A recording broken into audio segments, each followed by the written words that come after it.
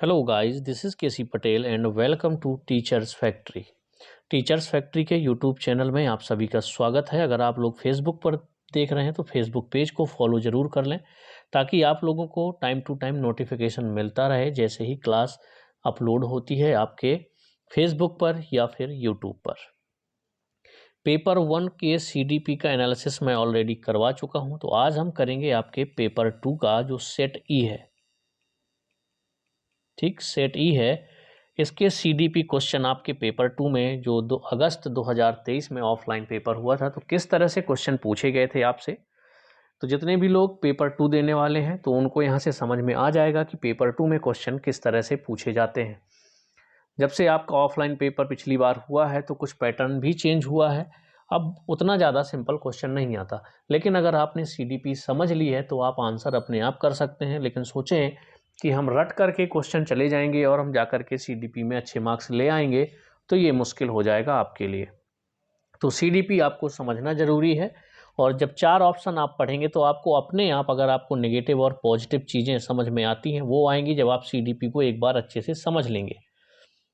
और मैं जो टैग वर्ड होते हैं, पॉजिटिव और नेगेटिव आपके जो वर्ड होंगे, उन पर एक वीडियो बना दूंगा। बहुत अच्छे से आपको समझ में आ जाएगा कि अगर पॉजिटिव वे में क्वेश्चन पूछा गया है तो आपको पॉजिटिव ही आंसर लगाना है, और नेगेटिव वे में जब पूछे तो आपको नेगेटिव वाला आंसर लगाना है। पेपर 2 के जितने भी सेट हैं, जैसे पेपर 1 में ABCD 4 सेट थे, लेकिन आपके क्वेश्चन सभी सेट में सेम ही है, बस उनका नंबरिंग चेंज कर दी गई है, ऑप्शन की नंबरिंग चेंज कर दी गई है। लेकिन जो CDP हो चाहे बाकी पेपर जो आपका बचेगा, उसके जो क्वेश्चन है सेम ही हैं आपके सभी के पेपर 1, क्योंकि ऑफलाइन पेपर आपका एक दिन ही होता है और जो एक दिन पेपर होगा उसका जो क्वेश्चन पेपर होगा, क्वेश्चन आपके सेम रहेंगे, बस आपके क्वेश्चन की नंबरिंग और ऑप्शन की नंबरिंग चेंज कर दी जाती है। तो पेपर 1 का ऑलरेडी मैं करवा चुका हूँ, सेट ए का, तो आप लोग उसको ज़रूर देख लें, उसकी लिंक आपको डिस्क्रिप्शन में मिल जाएगी। आज हम करेंगे पेपर 2 के सेट ई की, उसमें जो क्वेश्चन आए हुए हैं, किस तरह के क्वेश्चन पूछे गए हैं। तो चलिए शुरू करते हैं हम लोग। ज़्यादा से ज़्यादा लोगों तक इसको शेयर करें, जितने लोग भी सीटेट पेपर 2 की तैयारी करते हो, पेपर 1 की तैयारी करते हो, किस तरह से आपके क्वेश्चन प्रीवियस ईयर में पूछे गए। चलिए पहला क्वेश्चन देखते हैं हम लोग। निर्देश क्या है? निम्नलिखित प्रश्नों के उत्तर देने के लिए सही या सबसे उचित विकल्प को चुनना है। प्रश्न है आपका, निम्नलिखित में से कौन सा प्रश्न बच्चों के समालोचनात्मक व रचनात्मक चिंतन को बढ़ावा देता है। मतलब आपकी क्रिटिकल थिंकिंग और क्रिएटिव थिंकिंग को जो बढ़ावा दे, इनमें से ऐसा कौन सा प्रश्न है। इंग्लिश मीडियम वाले, यहाँ इंग्लिश में दिया हुआ है, विच of the following questions promotes critical and creative thinking in children.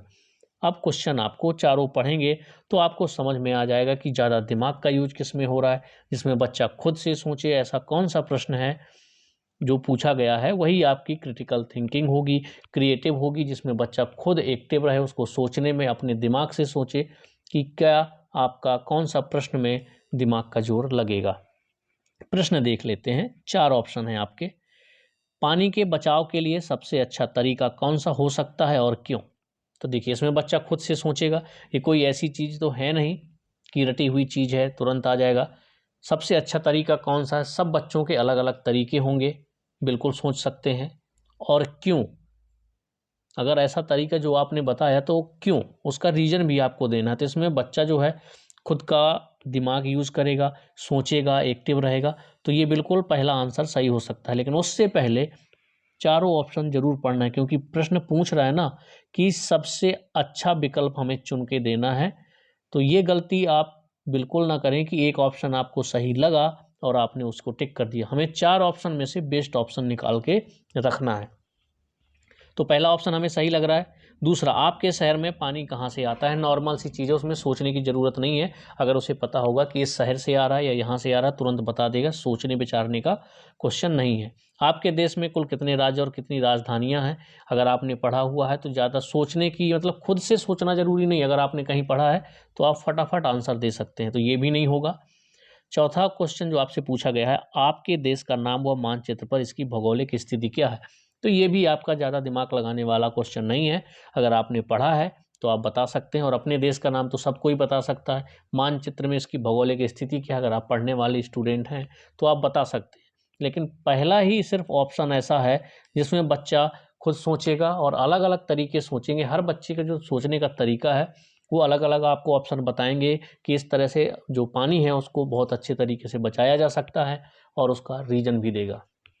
तो जो पहला आपका ऑप्शन है ये एकदम राइट आंसर होगा। तो आपने देखा होगा कि हमने प्रश्न को समझा, 4 ऑप्शन पढ़े, आपने ये कहीं क्वेश्चन पढ़ा हो कोई ज़रूरत नहीं है। अगर 4 ऑप्शन आप देखते हैं तो आपको खुद को अपनी जो आपकी लॉजिकल थिंकिंग है, क्रिटिकल थिंकिंग है, उसको लगाना है कि ऐसा कौन सा इनमें से प्रश्न है जिसमें ज़्यादा दिमाग बच्चे का लगेगा, बच्चा एक्टिव रहेगा, ज़्यादा सोचेगा। तो ऐसा जो प्रश्न पूछा गया ऑप्शन पहले में आपके पूछा गया, तो राइट आंसर आपका हो जाएगा पहला, यानी कि ये वाला, which can be the best way to save water and why. अगले क्वेश्चन की तरफ चलते हैं। सारे क्वेश्चन आपको लॉजिकल मिलेंगे, रटने वाले क्वेश्चन बहुत कम आते हैं, जैसे कहीं थ्योरी से क्वेश्चन पूछ दिए जाए वहाँ से भी आते हैं। तो जो सिलेबस है सीटेट का, आपको पूरा सीटेट का सिलेबस करके जाना है। सीटेट सिलेबस से बाहर बिल्कुल भी नहीं पूछता, बस आपको लैंग्वेज चेंज करके, भाषा चेंज करके क्वेश्चन को घुमा फिरा के आपसे पूछेगा। सेकेंड नंबर का क्वेश्चन है, समालोचनात्मक चिंतन में प्रमाण की क्या भूमिका होती है। What is the role of evidence in critical thinking. 4 option है आपके, उनको पढ़ना है। प्रमाण का तार्किक और सुनियोजित रूप से मूल्यांकन किया जाना चाहिए। सेकेंड ऑप्शन है, प्रमाण को बिना विश्लेषण के स्वीकार किया जाना चाहिए। अब बताइए, अगर कोई प्रमाण आपको दिया जाता है तो बिना विश्लेषण के आप उसे ऐसे कैसे बिना एनालिसिस किए एक्सेप्ट कर लेते हैं, तो ये तो गलत बात है। तो ये तो यही लग रहा है कि निगेटिव है, ये गलत हो जाएगा। समालोचनात्मक चिंतन के लिए प्रमाण अप्रासंगिक होता है। तो आपको पेपर 1 में अगर आपने उनके CDP के क्वेश्चन किए हैं तो अप्रासंगिक है अगर कोई चीज़, ठीक, तो वो वैसे भी गलत है। तीसरा जो ऑप्शन आपको दिया गया है इररिलेवेंट है, तो आपका गलत हो जाएगा। चौथा ऑप्शन है, व्यक्तिगत राय के पक्ष में प्रमाण की उपेक्षा की जानी चाहिए। Evidence should be ignored in favour of personal opinion. तो इसमें पर्सनल ओपिनियन कभी भी नहीं चलते हैं, व्यक्तिगत राय के पक्ष में प्रमाण की उपेक्षा की जानी चाहिए। तो इसमें क्या करना है आपको, उपेक्षा नहीं करना है। अगर व्यक्तिगत राय के पक्ष में जो प्रमाण की उपेक्षा की जानी चाहिए तो उपेक्षा आपको बिल्कुल भी नहीं करना है। तो ये हमें उतने आंसर कोई भी सही नहीं लगे, ये तो पूरे बिल्कुल नेगेटिव थे। जो पहला ऑप्शन है हमारा, प्रमाण का तार्किक और सुनियोजित रूप से मूल्यांकन किया जाना चाहिए। Evidence should be evaluated in a logical and systematic way. उसका एक सुनियोजित रूप से और तार्किक रूप से मूल्यांकन किया जाना चाहिए। तो जो पहला ऑप्शन होगा इसका राइट आंसर हो जाएगा। चलिए अगले क्वेश्चन की तरफ देखते हैं। समावेशी शिक्षा में क्या शामिल है। इंक्लूसिव एजुकेशन होता है आपका समावेशी शिक्षा।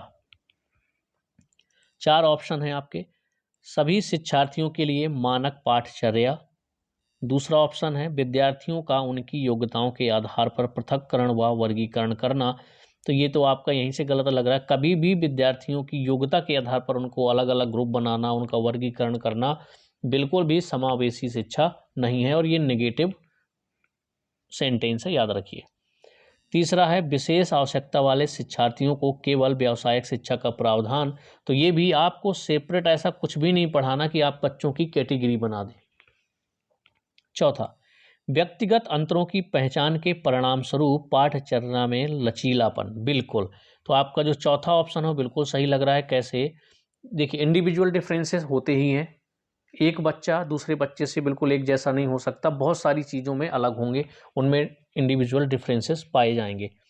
तो उन सभी का क्या करना है, आपको पहचानना है और उसके परिणाम स्वरूप ही जो आपका करिकुलम है, पाठचर्या है, उसमें क्या करना है, फ्लेक्सिबिलिटी लाना है, लचीलापन लाना है, सभी के हिसाब से आपको पढ़ाना है और एक जगह पर एक ही साथ बैठा करके पढ़ाना है, एक ही क्लास में उनकी कैटेगरी डिवाइड करके आपको बिल्कुल भी नहीं करना है। तो ये चीज़ें आपकी नेगेटिव हैं, सारी चीज़ें। कहीं भी आपको ऐसे ऑप्शन मिल जाएं सेपरेट करने वाले या उनकी योग्यताओं के आधार पर अलग करने वाले, तो आप बिल्कुल उनको बिल्कुल गलत मानिए, ठीक। तो राइट आंसर आपका क्या हो जाएगा, चौथा। आपको पाठ्यक्रम में लचीलापन लाना होगा, ना कि बच्चों को अलग करना होगा या उनकी कैटेगरी बनानी होगी। अगला क्वेश्चन है चौथे नंबर का, निम्नलिखित कथनों को पढ़िए तथा सही विकल्प का चयन कीजिए। प्रश्न है आपका, बच्चों में संज्ञानात्मक विकास पर भाषा के प्रभाव पर जीन पियाजे और लेव वाइगोत्स्की के दृष्टिकोण में भिन्नता है। कारण, खोज अधिगम में शिक्षक अवसर प्रदान करता है और विद्यार्थी स्वयं जानकारी प्राप्त करने के लिए उन्मुख होते हैं। तो सेंटेंस तो दोनों सही हैं।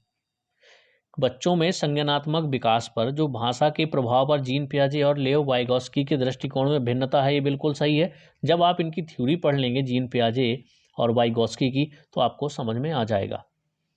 जो कारण दिया है वो कारण भी सही है, लेकिन इसका कारण नहीं है। जो भिन्नता का कारण मतलब जो कथन दिया हुआ है, इसका ये सटीक कारण बिल्कुल नहीं है, लेकिन जो पॉइंट दिया हुआ वो एकदम सही है। क्या? जो आपका खोज अधिगम होता है, वो जो आपकी डिस्कवरी लर्निंग होती है, वो शिक्षक अवसर प्रदान करता है किसको? बच्चों को। और विद्यार्थी स्वयं जानकारी प्राप्त करने के लिए उन्मुख होते हैं। तो सही दोनों हैं आपके। तो ऐसा इसमें किसमें है? ऑप्शन में ऐसा ऑप्शन आपका देखिए दूसरा नंबर पे दिया हुआ है। ए और आर दोनों सही हैं, परंतु आर ए की सही व्याख्या नहीं करता। तो इसका जो राइट आंसर हो जाएगा आपका दूसरा हो जाएगा। अगले क्वेश्चन की तरफ चलते हैं। क्वेश्चन नंबर 5, निम्नलिखित में से कौन सा समूह उन विशिष्टताओं का सही ढंग से उल्लेख करता है जो प्रतिभाशाली विद्यार्थियों और कक्षा में अन्य विद्यार्थियों के बीच आमतौर पर भिन्न होते हैं? ऑप्शन है आपके समझ की अग्रवर्ती गहनता, सीखने की तेज गति, समझ के लिए दूसरों पर अधिक निर्भरता, शारीरिक विकास की तेज गति। तो इनमें से जो चार ऑप्शन आपके दिए हुए हैं, कौन सा आपका राइट आंसर हो जाएगा? तो ये जो चारों आपके सेंटेंस दिए हुए हैं, इनमें आपको कौन कौन से सही लग रहे हैं? प्रश्न फिर से एक बार पढ़ें, पूछ क्या रहा है। इस बार मैं इंग्लिश में पढ़ लेता हूँ। Which of the following set correctly mention the characteristics on which student who are gifted typically differ from the other student in the class? कहने का मतलब ये है कि जो गिफ्टेड बच्चे होते हैं, जो प्रतिभाशाली विद्यार्थी होते हैं, वो आमतौर पर किस तरह से भिन्न होते हैं? तो पहला, समझ की अग्रवर्ती गहनता, यानी कि एडवांस डेप्थ ऑफ अंडरस्टैंडिंग। जो उनकी समझ होती है, उनमें बहुत ज़्यादा एडवांस्ड डीप में वो समझ सकते हैं। समझ की अग्रवर्ती गहनता, तो ये बिल्कुल सही है। सीखने की तेज गति उनमें बिल्कुल होती है कि आप उन्हें एक बार कोई चीज़ बता देंगे तो उनके दिमाग में एकदम छप जाता है। लेकिन तीसरे की बात करें, समझ के लिए दूसरों पर अधिक निर्भरता, बिल्कुल नहीं। जो गिफ्टेड बच्चे होते हैं, जो प्रतिभाशाली बच्चे होते हैं, वो ज़्यादा दूसरों पर निर्भर नहीं रहते समझ के लिए। शारीरिक विकास की तेज गति, बिल्कुल भी इसका कोई शारीरिक विकास से कोई लेना देना नहीं है। जिसकी जिसका हाइट ज़्यादा है या कम है, लेकिन दोनों प्रतिभाशाली हो सकते हैं। तो इसका जो शारीरिक विकास से कोई लेना देना नहीं है, तो ये भी गलत है आपका। तो ए और बी जो आपके हैं, ये दोनों सही हैं। तो ऐसा कौन सा ऑप्शन है जिसमें ए और बी दिया हो? तो चौथा ऑप्शन आपका राइट हो जाएगा, क्योंकि इसमें ए और बी दोनों को सही बताया है। किस तरह से क्वेश्चन आपको करना है समझ में आ गया होगा। लेकिन एक बार मैं कहूँगा, आप लोग थ्योरी सीडीपी के जरूर पढ़ें। मैं तो आपको एनालिसिस करवा रहा हूँ कि आपके ऑफलाइन पेपर में किस तरह के क्वेश्चन आते हैं। जो लोग पिछली बार दे चुके हैं, उनको ये चीज़ें अब समझ में आ रही होंगी, क्योंकि उन लोगों ने पिछली बार भी थ्योरी अच्छे से पढ़ी होगी। और इस बार जब क्वेश्चन देख पा रहे हैं, समझ पा रहे हैं, तो उन्हें समझ में आ रहा होगा कि हम लोगों ने गलतियाँ कहाँ पर करी थी। और आपकी जो क्लास है वो सीडीपी की लगातार चल रही है। एक दो दिन से टॉपिक वाइज मैंने वीडियो नहीं बनाए हैं। तो आज मैं आपको पेपर 2 का भी एनालिसिस कंप्लीट करवा देता हूँ, है ना। अगर आज पूरा कंप्लीट नहीं होगा तो कल दोनों वीडियो में मैं सीडीपी पूरी कंप्लीट कर दूंगा। इसके बाद हम लोग ध्यान देंगे सीडीपी की थ्योरी में, और सब्जेक्ट जो पेडोलॉजी आपकी हिंदी, इंग्लिश, ईवीएस और मैथ पेडोलॉजी, उसकी क्लासेस करेंगे हम लोग थ्योरी वाली। चलिए अगला क्वेश्चन है। श्रवण बाधिता के संदर्भ में निम्नलिखित में से कौन सा कथन सही है? आपको ये लगाना है कि जो श्रवण बाधिता है उसके बारे में इनमें से कौन सा कथन सही लग रहा है। चारों ऑप्शन है, उनको पढ़ लीजिए अच्छे से। श्रवण बाधिता बच्चे के प्रभावी ढंग से संवाद करने की क्षमता को प्रभावित कर सकती है, बिल्कुल सही लग रहा है। जो आपकी श्रवण बाधिता है, जिनको श्रवण में सुनने में प्रॉब्लम आती है, बच्चे के प्रभावी ढंग से संवाद करने की क्षमता को प्रभावित कर सकती है। अगला, सभी श्रवण बाधिता वाले बच्चों को संवाद करने के लिए सांकेतिक भाषा, साइन लैंग्वेज का उपयोग करने की आवश्यकता होती है। तो देखिए यहाँ पर जब सभी श्रवण बाधिता की बात कर दी तो यहाँ पर गलत हो जाएगा। श्रवण बाधिता का सिर्फ मतलब ये नहीं हो सकता कि आपको बिल्कुल सुनाई नहीं देता है, तो सभी के लिए ये नेगेटिव हो गया आपका। बच्चे के पास तेज आवाज़ें करके बच्चे की सुनने की अक्षमता का विश्वसनीय तौर पर परीक्षण किया जा सकता है। बच्चे की सुनना की अक्षमता जो है बच्चे के पास तेज आवाज़ें करके, तो बिल्कुल भी नहीं, ये भी गलत है। आप किसी बच्चे के सामने तेज आवाज़ नहीं कर सकते। चौथा ऑप्शन है आपका, श्रवण बाधिता हमेशा कान की किसी शारीरिक समस्या के कारण होती है। कान की किसी शारीरिक समस्या के कारण होती है, तो ऐसा बिल्कुल भी नहीं है। जो आपका ऑप्शन पहला लग रहा है वही आपका आंसर सही होगा। श्रवण बाधिता बच्चे के प्रभावी ढंग से संवाद करने की क्षमता को प्रभावित कर सकती है। श्रवण बाधिता के संदर्भ में जो पहला आपका ऑप्शन है वो राइट हो जाएगा एकदम। अगला क्वेश्चन है 7th नंबर का। समावेशन के संदर्भ में पाठचर्या सीखने की अपेक्षाएं डॉट डॉट में समान हैं जबकि डॉट डॉट में वे भिन्न हैं। तो देखिए, समावेशन के संदर्भ में पाठचर्या सीखने की अपेक्षाएं समायोजन में समान है, एकमेंडेशन में, जबकि संशोधन में वे भिन्न है। इंग्लिश मीडियम वाले एक बार इंग्लिश मीडियम में देख लें। In the context of inclusion curriculum learning expectations are the same in accommodation and they are different in modification. चौथा ऑप्शन आपका सही हो जाएगा। अगला क्वेश्चन है 8 नंबर का। संरचनावादी सिद्धांतकारों के अनुसार निम्नलिखित में से कौन सा कथन सही नहीं है। ऑप्शन पढ़ें। ज्ञान व्यक्तिपरक है, शिक्षार्थी अपने सामाजिक और सांस्कृतिक संदर्भ में ज्ञान की रचना करते हैं। तीसरा है आपका, प्रभावी अधिगम सुनिश्चित करने के लिए शिक्षार्थियों को बाहरी रूप से प्रेरित करने की आवश्यकता है। चौथा ऑप्शन है ज्ञान बहुलवादी और बहुविधि है। जो राइट आंसर होगा आपका तीसरे नंबर का। ये चीज़ याद रखिए, जब भी ये एक बात कही जाए कि बच्चे को बाहरी दुनिया से जोड़ा जाए या बाहरी रूप से प्रेरित करने की आवश्यकता की जाए, प्रभावी अधिगम सुनिश्चित करने के लिए शिक्षार्थियों को बाहरी रूप से प्रेरित करने की आवश्यकता है, तो ये संरचनावादी जो सिद्धांतकार हैं उनके अनुसार कौन सा सही नहीं है उसको लगाना है। तो ये आपका जो तीसरा है वो गलत हो जाएगा, क्योंकि यहाँ पर बात की गई है कि बाहरी रूप से प्रेरित करें, जबकि बच्चे को है इंटरनली आपको प्रेरित करना है। ज्ञान बहुलवादी और बहुविधि होता है, बिल्कुल सही है। ज्ञान व्यक्तिपरक है, नॉलेज इज सब्जेक्टिव, बिल्कुल बात सही है। दूसरा ऑप्शन, शिक्षार्थी अपने सामाजिक और सांस्कृतिक संदर्भ में ज्ञान की रचना करते हैं, ये वाइगोस्की ने भी कहा है और उनका सिद्धांत भी है सामाजिक एवं सांस्कृतिक विकास का सिद्धांत।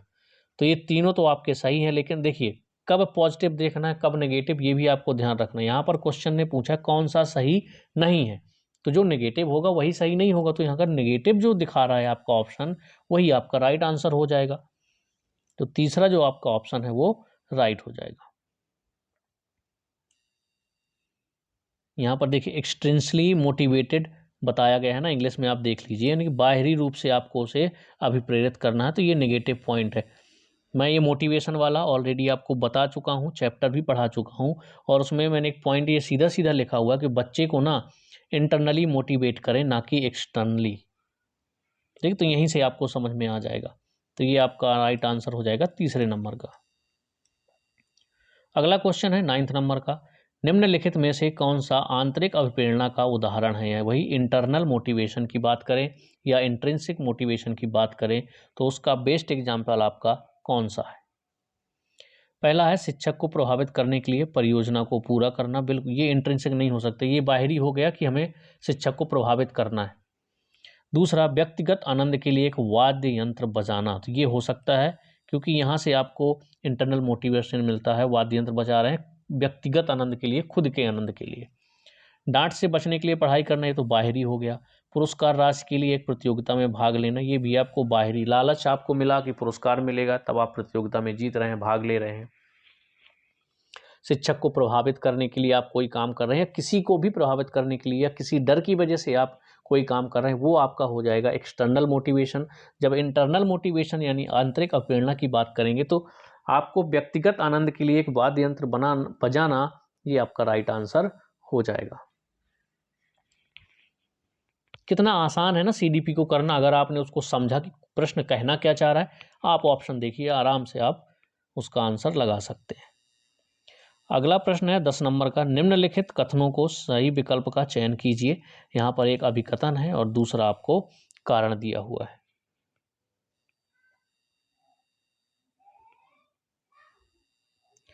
शिक्षकों को विद्यार्थियों में विशेष जातीय समूहों के बारे में रूढ़िवादिता को तोड़ने के लिए कड़ी मेहनत करनी चाहिए। बिल्कुल सही है आपका। कारण है आपका, शिक्षा का एक प्रमुख उद्देश्य विद्यार्थियों को समालोचनात्मक आत्मचिंतन के लिए प्रोत्साहित करना। तो ये जो आपके दोनों ऑप्शन है वो भी सही है, और जो आपका अभिकथन है उसका ये कारण बिल्कुल परफेक्ट दिया हुआ है। तो ऑप्शन जो होगा आपका ये चौथे नंबर का ऑप्शन राइट हो जाएगा। ए और बी दोनों सही हैं, आर ए का सही व्याख्या करता है। अगला क्वेश्चन है 11 नंबर का, इसको पढ़ लेते हैं। महारत यानी कि निपुणता, लक्ष्य और प्रदर्शन लक्ष्य में क्या अंतर है? इसका आपको आंसर लगाना है कि क्या होगा। पहला ऑप्शन है महारत लक्ष्य विफलता से बचने पर केंद्रित होते हैं, जबकि प्रदर्शन लक्ष्य दूसरों से अनुमोदन और मान्यता प्राप्त करने पर केंद्रित होते हैं। जो अंतर बताना है आपको, महारत लक्ष्य और प्रदर्शन लक्ष्य। दूसरा ऑप्शन है महारत लक्ष्य अपने कौशल और कार्य की समझ में सुधार करने पर केंद्रित होता है, ये बिल्कुल सही लग रहा है।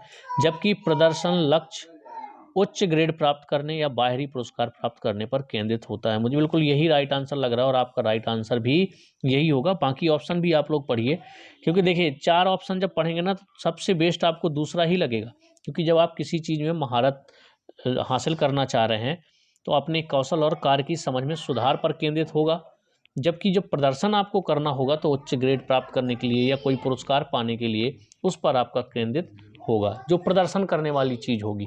तो आपको शब्द से भी समझना है कि महारत हासिल करनी है तो आप अपनी कार्यशैली, अपने कौशल में सुधार लाएंगे, और अगर आपको प्रदर्शन करना है, लक्ष्य आपका प्रदर्शन करना है, तो उसके लिए आपको उच्च ग्रेड लाने होंगे, है ना, और बाहरी पुरस्कार पर प्राप्त करने के लिए केंद्रित रहेगा आपका। तो ऑप्शन से ही आप बहुत आसानी से लगा सकते हैं। इसलिए मैं आपको पुराना पेपर दिखा रहा हूँ कि ऐसे क्वेश्चन पूछे जाते हैं कि सिर्फ आपको जो सीडीपी है वो समझना है, बाकी जो थ्योरी है वो आपको मैं करवाऊंगा जिनको आपको समझना है। बाकी 80% क्वेश्चन आपसे सीडीपी में वही पूछे जाएंगे जो आपको खुद के लॉजिक से सॉल्व करना है। अगला क्वेश्चन है 12 नंबर का, भाई बहन के रिश्ते या रिश्तों में ऑप्शन आपके यहाँ पर दिए हुए हैं। माता पिता और साथियों के साथ संबंधों से भिन्न होते हैं और बाल्यावस्था में समाजीकरण में महत्वपूर्ण भूमिका निभाते हैं। पहला ऑप्शन सही लग रहा है, लेकिन बाकी ऑप्शन भी देख लेते हैं। माता पिता और साथियों के साथ संबंधों के समान हैं और बाल्यावस्था में समाजीकरण में महत्वपूर्ण भूमिका निभाते हैं। केवल प्रारंभिक बाल्यावस्था में ही महत्वपूर्ण भूमिका निभाते हैं। चौथा है कि समाजीकरण में अधिक भूमिका नहीं है। तो भाई बहन के रिश्ते या रिश्ते माता पिता और साथियों के साथ संबंधों से भिन्न होते हैं, पहला ऑप्शन बिल्कुल सही लग रहा है आपका, यही होगा। और बाल्यावस्था में समाजीकरण में महत्वपूर्ण भूमिका निभाते हैं। जो माता पिता और साथी होते हैं उनके साथ संबंधों से ये जो संबंध होता है ये भिन्न होता है। तो आप अपने लॉजिक से भी आंसर लगा सकते हैं। तो पहला जो ऑप्शन है आपका ये राइट हो जाएगा। अगला क्वेश्चन है 13 नंबर का, निम्नलिखित कथनों को पढ़िए तथा सही विकल्प का चयन कीजिए। यहाँ पर आपके अभिकथन है और दूसरा आपका कारण दिया हुआ है। बच्चों के बीच विकासात्मक दरों में काफ़ी भिन्नताएं मौजूद होती हैं, बिल्कुल सही है आपका ये, क्योंकि आपको इंडिविजुअल डिफरेंसेस मैं बता चुका हूँ। अगला कारण दिया हुआ है, विकासात्मक अंतर आनुवंशिक और अनुभवात्मक विविधताओं की जटिल अंतःक्रिया का एक अनिवार्य परिणाम है।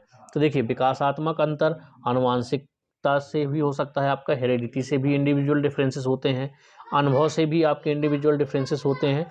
इंडिविजुअल डिफरेंसेस जब मैं पढ़ाऊंगा तो आपको अच्छे से समझ में आ जाएगा। आपको थोड़ी बहुत मैंने समझाया हुआ है जब ग्रोथ एंड डेवलपमेंट हम कर रहे थे, तो जब मैंने उसका आपको इंडिविजुअल डिफरेंसेस वाला एक पॉइंट था, उसमें अलग से पूरा नहीं पढ़ाया, लेकिन उसमें मैंने आपको बताया था कि किस तरह से इंडिविजुअल डिफरेंसेस बच्चों में होते हैं। तो आपके ये दोनों कथन भी सही हैं और जो आर दिया हुआ है वो ए का कारण भी बिल्कुल सही दिया हुआ है। तो ऐसा ऑप्शन आपको चौथा दिख रहा है कि ए और आर दोनों सही हैं, आर ए की सही व्याख्या भी है। अगले क्वेश्चन की तरफ चलते हैं। 14 नंबर का जो क्वेश्चन होगा उसकी तरफ चलते हैं। 14 नंबर का क्वेश्चन है, निम्नलिखित कथन में विकास के सिद्धांत को दर्शाया गया है। जो बच्चे अपने शुरुआती वर्षों में भाषा सीखने के लिए अनुकूल वातावरण से वंचित रहते हैं, उन्हें बाद के जीवन में भाषा चुनने में थोड़ी कठिनाई होती है। ये आपका एक सेंटेंस दिया गया है और इसमें ये पूछा गया है कि इस कथन में विकास के किस सिद्धांत को दर्शाया गया है। तो ऑप्शन आप पढ़ लीजिए, 4 ऑप्शन यहाँ पर दिए हैं। भाषा विकास का पूरी तरह आनुवंशिकी पर निर्भर है, बिल्कुल भी नहीं। भाषा और अनुभूति जटिल रूप से परस्पर संबंधित है, नहीं। विकास अव्यवस्थित और अप्रत्याशित होता है, ऐसा भी बिल्कुल नहीं है। भाषा के विकास का एक संवेदनशील काल है। तो ये आपका राइट आंसर होगा, क्योंकि इसमें भाषा के बारे में ही बात की गई है। और जब आप शुरू में नहीं सीख पाएंगे, शुरुआती वर्षों में भाषा नहीं सीख पाएंगे, तो आपको बड़ी प्रॉब्लम होगी भाषा को सीखने में, चुनने में। तो भाषा के विकास का एक संवेदनशील काल है, भाषा के विकास का एक संवेदनशील काल है। ये आपका राइट आंसर हो जाएगा कथन के अनुसार। 15 नंबर का जो क्वेश्चन है, वह विद्यार्थी जो पठन वैकल्प यानी कि डिसलेक्सिया से जूझ रहे हैं को पढ़ना सिखाया जा सकता है। डिसलेक्सिया क्या होता है? Can be taught to read, पढ़ने में उनको प्रॉब्लम होती है, उसे हम कहते हैं डिसलेक्सिया। पठन वैकल्प हिंदी में कहते हैं, या आप डिसलेक्सिया से याद रख सकते हैं। 4 ऑप्शन है यहाँ पर। उन्हें कई विकर्षणों में अध्ययन करने के लिए प्रोत्साहित करके, उच्च ग्रेड स्तर के पठन ग्रंथ प्रदान करके, या फिर आपका दिया हुआ सुधारात्मक पठन सुनिश्चित करने के लिए सख्त दंड के उपयोग के माध्यम से। तो ये दंड वाला, रटने वाली चीज़ें हमेशा नेगेटिव होती हैं, याद रखिएगा। पूरी सीडीपी में हो, चाहे आपका सब्जेक्ट की पेडालॉजी में भी हो, कुछ नेगेटिव पॉइंट हैं। एक सेपरेट वीडियो बनाऊंगा जिसमें सभी आपके टैग वर्ड होंगे, पॉजिटिव और नेगेटिव। अगला क्वेश्चन है, प्रणालीगत ध्वन्यात्मक प्रशिक्षण के माध्यम से, यानी कि थ्रू सिस्टमैटिक फोनोलॉजिकल ट्रेनिंग, पठन वैकल्प से जूझ रहे को पढ़ाना सिखाया जा सकता है। तो किस तरह से आप सिखा सकते हैं उसको? थ्रू सिस्टमैटिक फोनोलॉजिकल ट्रेनिंग, यानी चौथा जो ऑप्शन है आपका, प्रणालीगत ध्वन्यात्मक प्रशिक्षण के माध्यम से आप उनको पढ़ना सिखाया जा सकता है। तो 15 क्वेश्चन कंप्लीट हो गए हैं। बाकी जो 15 बचे हैं उनको हम नेक्स्ट वीडियो में कर लेंगे। आज ही आपको सुबह वीडियो मिल जाएगा कंप्लीट। तो पूरा पेपर 2 का जो आपका सीडीपी का था, ऑफलाइन पेपर का, उसका एनालिसिस कंप्लीट हो जाएगा। हो सकता है 9-10 बजे तक आपको मिल जाए, या फिर आपको सुबह मॉर्निंग में उसका भी वीडियो मिल जाएगा। इसके अलावा अगर आपको कोई डाउट होगा तो कमेंट्स में बताइएगा। हम लोग मिलेंगे अब नेक्स्ट वीडियो में।